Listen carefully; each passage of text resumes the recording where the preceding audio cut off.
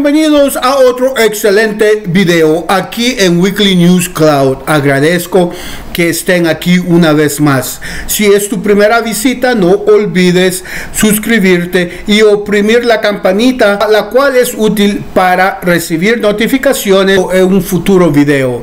En el video de hoy estaremos hablando sobre lo último en Nicaragua. Estaremos hablando de algo que empezó en el 2018 y digamos que se ha resuelto en este mes de febrero 2023. Si aún no te has dado cuenta, el gobierno de Nicaragua liberó 222 prisioneros. Estos prisioneros fueron parte de las revueltas de abril del 2018.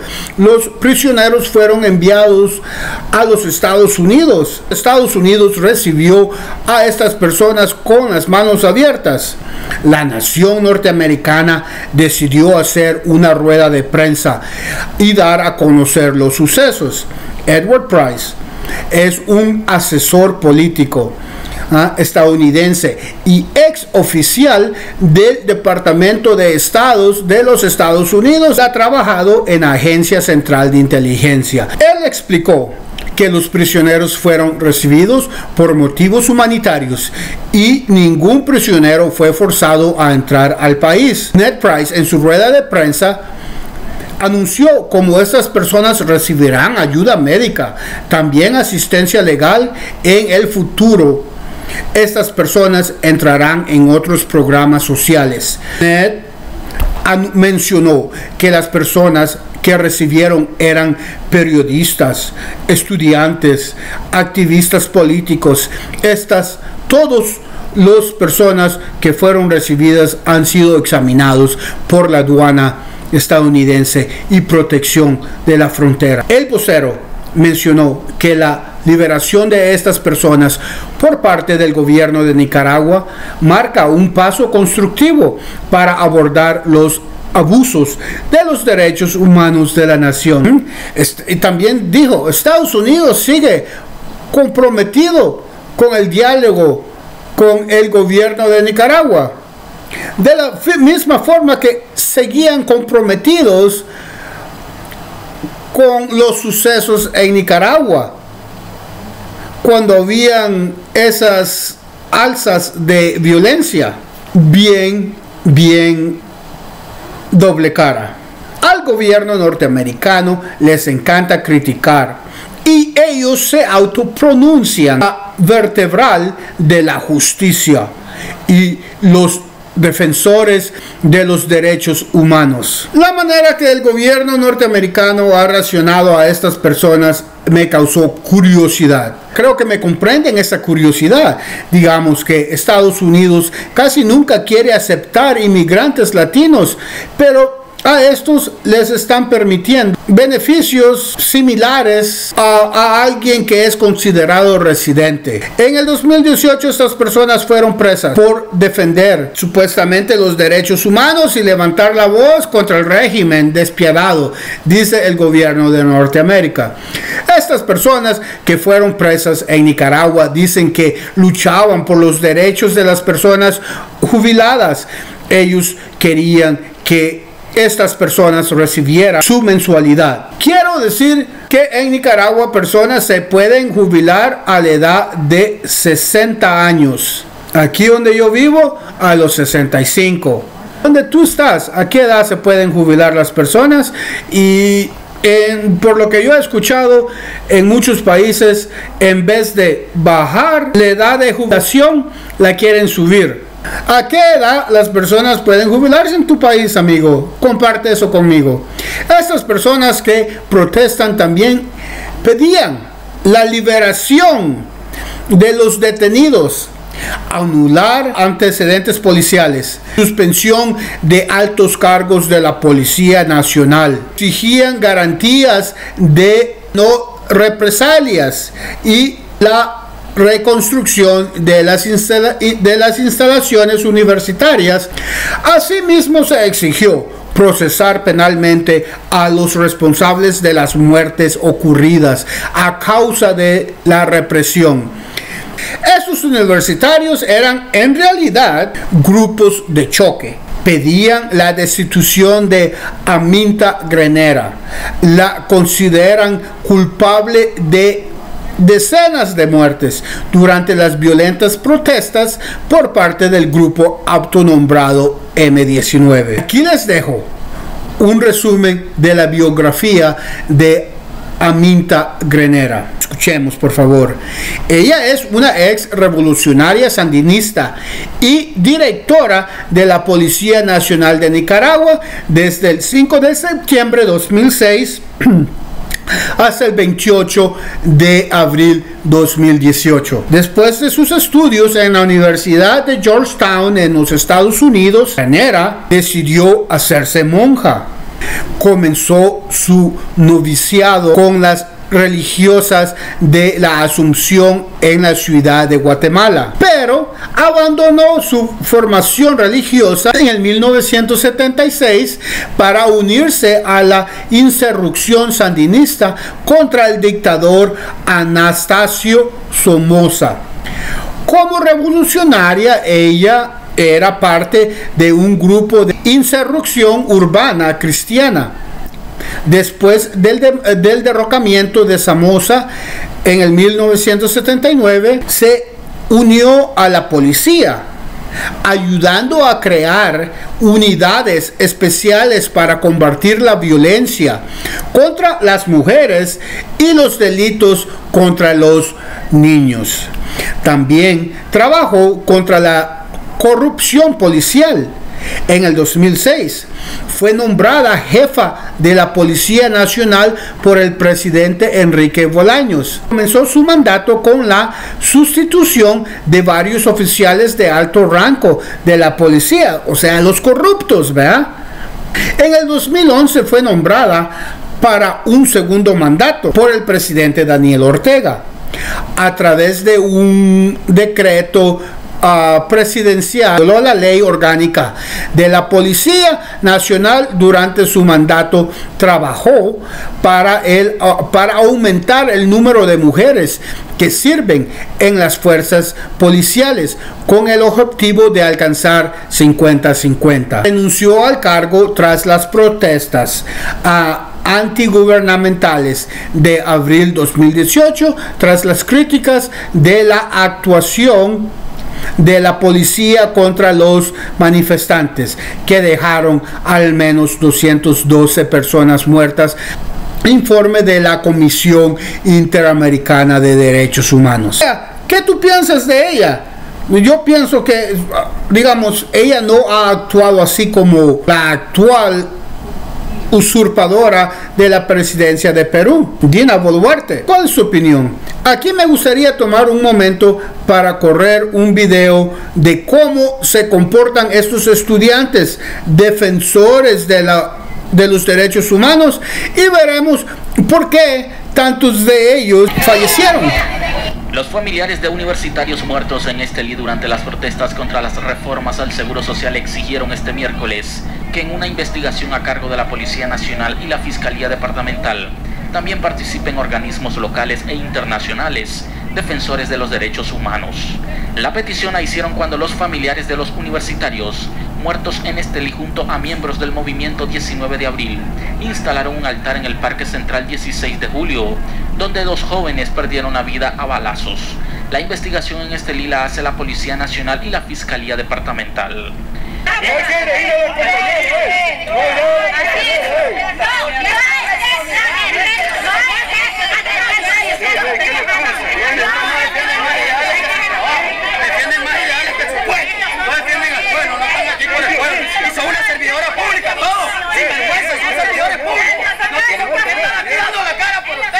Los 2 jóvenes que murieron a balazos en Estelí son Franco Alexander Valdivia Machado y Orlando Francisco Pérez Corrales, ambos de 24 años. Estas personas son violentas y parece que no tienen problemas de humillar a personas adultas. Algo muy importante es que ellos han puesto su insignia M19 sobre el mural del presidente Daniel Ortega. En el país de la democracia, mínimo te llevan a la cárcel y para tú salir debes de pagar una multa con posibilidad de presentarte en el futuro a una corte frente a un juez. Ahora hablemos un poco de quiénes son estas personas. Algo importante de comprender es que el gobierno de Nicaragua se comunicó con el gobierno estadounidense y les envió una lista de prisioneros que iban a liberar. Después de unos días, el embajador estadounidense en Nicaragua recibió y comunicó la respuesta del gobierno estadounidense. Cada una de estas personas que fueron liberadas fueron aprisionados por iniciar violencia, intento contra la soberanía, por intento a golpe de Estado. Estas personas que fueron liberadas andaban armadas y destruyeron muchas propiedades políticas y privadas en la nación nicaragüense. Recordemos, en los Estados Unidos, muchas de estas personas que asaltaron el Congreso, muchos han recibido 2 hasta 3 décadas de prisión, o sea, entre 20 y 30 años de prisión. Han sido acusados de terrorismo. Recordemos que los que asaltaron el Congreso norteamericano son ciudadanos. Las personas que forzaron su entrada al Congreso de los Estados Unidos no usaron armas. Está en la Constitución de que ellos tienen el derecho de expresión. Si ellos tienen el derecho de opinión, ¿por qué les han dado tantos años de prisión? Y están diciendo que el señor Ortega es un despiadado y que no sé qué. Y aquí está la comparación. Eso es lo que quiero dar a entender. La comparación de cómo ellos acusan, critican. Y cuando les pasa a ellos pueden decidir lo que quieran, 20, 30 años. La silla eléctrica si les da la gana. Familia en el ciberespacio, ¿quiénes son los verdaderos dictadores? El gobierno de Estados Unidos trató de negociar la libertad de los prisioneros en Nicaragua de la misma forma que negocian la liberación de otros mercenarios alrededor del mundo. Dijo, no, mi soberanía de mi país, el respeto a mi país, no es negociable. Aquí está la basura que ustedes enviaron, tómenla de regreso. ¿Para qué quieren terroristas? ¿Y para qué los quieren tener en las cárceles? Como se dice en los Estados Unidos, si no te gusta aquí, vete para otro lado. ¿Quieren que el país sea igual que los Estados Unidos? Hijo, no te damos algo igual, vete al verdadero. Ahí está, vete a los Estados Unidos. ¿Quieres estar ahí? Vete para ahí. Aquí te damos, vamos a hacer la llamada, no te preocupes por el pasaje ni nada, directito para allá, mijo, para allá. Anytime they would Comunicó, muchos de los prisioneros tenían familia en los Estados Unidos, esperándolos. Mientras he visto los videos yo, y los prisioneros se hacían la víctima diciendo, no tenemos a nadie aquí en los Estados Unidos. Dios mío, ¿qué vamos a hacer? Algo importante a saber es que estos agentes de incitar violencia fueron capturados en diferentes regiones de Nicaragua. O sea, no solo fue en Managua, sino así dio a comprender el presidente Daniel Ortega, que ellos estaban en diferentes áreas del país iniciando terror. El gobierno estadounidense investigó la lista de las personas y ellos le negaron entrada a 4 de estas personas. Uno de ellos fue Eliseo de Jesús. Bueno, pero esta persona que mencioné, Eliseo de Jesús, se conoce por fabricar bombas caseras y otras armas artesanales. Este hombre había estado en la cárcel estadounidense por abuso a mujeres y fue encarcelado por 8 años en el 2006 y luego deportado. Es la razón también por la cual los Estados Unidos no lo quiso de regreso. Este hombre suena como alguien que defiende los derechos humanos de alguien. 2 prisioneros no quisieron subir al avión. Uno de ellos fue Alejandro Ramos. Fue leyendo su historia legal, se conoce que él fue arrestado en Nicaragua por andar con una arma letal.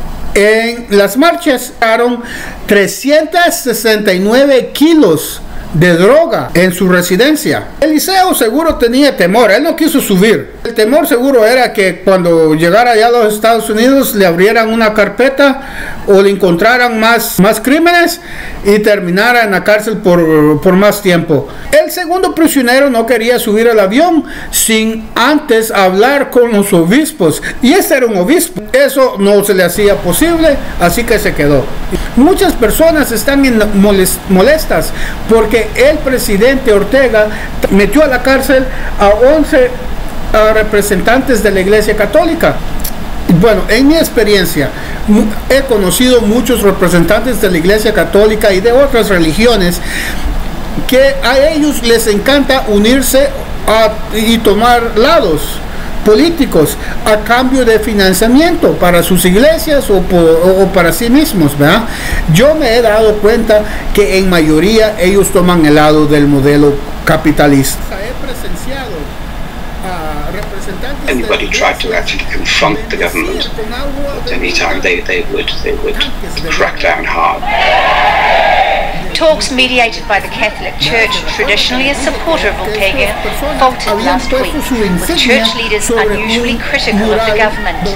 One of the stumbling blocks has reportedly been resistance to electoral reform, including the call for protesters and the organization. Este grupo viene de Colombia, y en Colombia habían más, pero estos dos, ¿verdad? Vamos a hablar de estos dos. Estos dos movimientos, el M-19 y el FARC. El M-19 y el FARC fueron parte de un periodo llamado Frente Nacional, que esto fue en el 1958, 74, eran diferentes frentes. Y esto es parte de la guerra de 50 años de nuestro hermano país Colombia. El M-19 fue creado en el 1970. Fue una guerrilla urbana de corte socialdemócrata, mientras que el FARC fue fundada en el 1964 y era un movimiento campesino. La derecha lo categorizó comunista.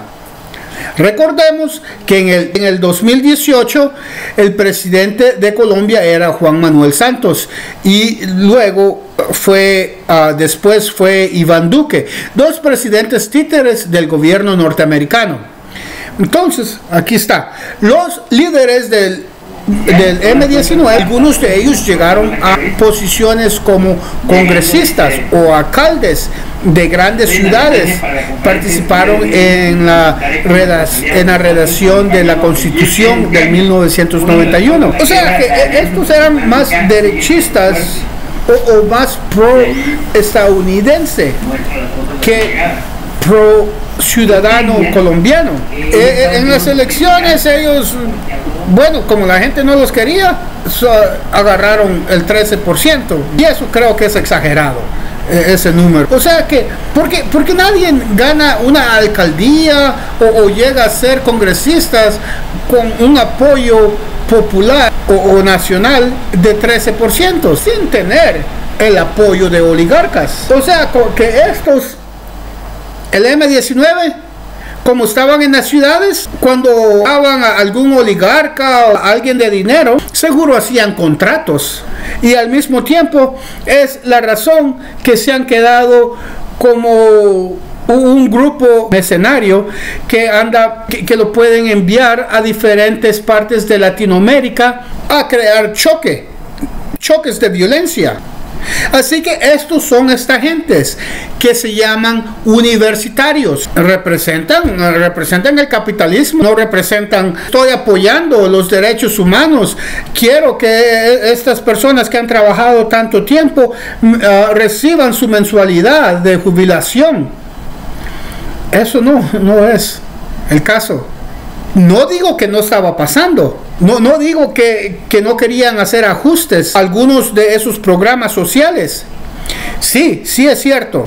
pero no era necesario llegar a tanta violencia. Ellos usaron eso como excusa para dar un golpe de estado. Estos son los mismos que atacaron a Venezuela en los años 2015-2017. Debemos comprender que la Organización de Derechos Humanos muchas veces nos engañan, ya que reciben financiamiento de los Estados Unidos. En los comentarios lo que piensan de la decisión del presidente Daniel Ortega y también de la información que les he compartido en este video. No olvides ayudar a alguien en tu comunidad. Puede que seas el único que lo haga. Hasta el siguiente video, familia. Chao, chao. For now.